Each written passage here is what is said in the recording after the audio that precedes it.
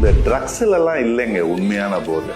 உண்மையான போதை எதுல இருக்கு தெரியுங்களா? ஒரு பிராண்ட் ஒண்ணு ஆரம்பிச்சு அது வளரும் போது அதை பார்க்கும் போது ஒரு கிக்கு வரும் பாருங்க.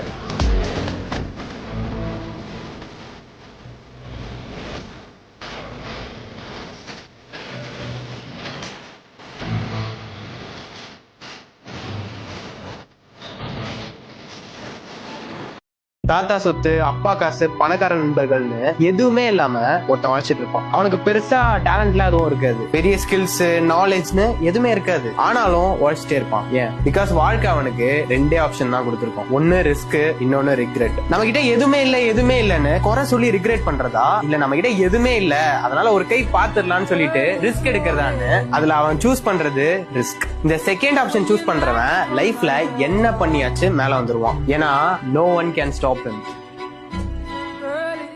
ஜெயிக்கிறியோ தோக்கறியோ அத பத்தி கவலைப்படாது. முழு மூச்சோட சண்டை போடணும். வாழ்க்கை என்னதான் அடைச்சு வச்சாலும் அதுல இருந்து எழுந்து வர்றதும் எழுந்து வராததும் நம்ம கையில தான் இருக்கு.